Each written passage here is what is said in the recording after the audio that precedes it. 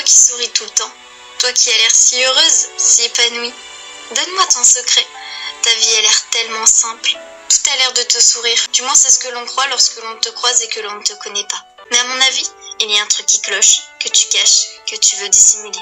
Mais qu'est-ce qu'il se passe? Tu es si jolie que pour moi c'est impossible de croire que derrière ce sourire, il se cache des larmes, des blessures, un cœur brisé. Je ne te connais pas, je sais, mais je connais des gens comme toi, qui toute leur vie ont encaissé les choses de la vie sans jamais en parler, à exprimer leur souffrance sur leur corps et à cacher tout ça derrière ce même sourire. Tu me dis que tu vas bien, je n'y crois pas un mot. Alors arrête d'insister. Et puis si j'ai tort, alors pourquoi tu ne nous montres jamais tes bras? Qu'est-ce que tu caches?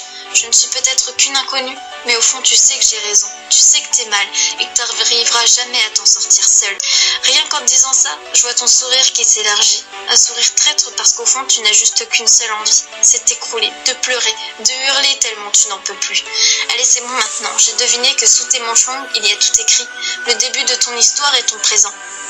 Chaque coup de lame sur tes bras, c'est tout ton mal accumulé. À certains endroits, tes séquelles sont plus visibles que d'autres, c'est-à-dire que tu es explosé. D'ailleurs, c'est ce que tu fais. Tu exploses, tu te détruis. Et dis-moi, le jour où il n'y aura plus de place sur ton corps, qu'est-ce que tu vas faire? Tu vas te suicider? C'est ça que tu veux? Écoute-moi, si tu fais ça, les gens ne retiendront que ton suicide et ignoreront tes raisons. Je sais, tu vas me dire que tu t'en fous de ce que pensent les gens. Mais tu vois, parmi toutes ces personnes, il y en a qui sont prêtes à t'aider. Moi, en l'occurrence. Il n'y a pas que de mauvaises personnes sur cette terre. Il y a des personnes qui n'attendent que ça t'aider. Mais si tu ne fais rien pour, alors rien ne s'arrangera. Ton cas s'aggravera et à un moment donné, tu craqueras parce que tu auras atteint tes limites. Alors s'il te plaît, agis avant qu'il soit trop tard. Arrête de faire ce sourire menteur, ce sourire horrible que tu as l'habitude de faire. Oui, tu as deviné que je parlais de toi. Tu te sens concerné, je sais, et tu commences à prendre conscience que j'ai raison, que tout problème a sa solution. Des tas de gens s'en ont sorti et toi, tu ne seras pas l'exception. Parce que tu es une battante dans le fond. Tu as réussi à tout cacher, à ne jamais te faire démasquer.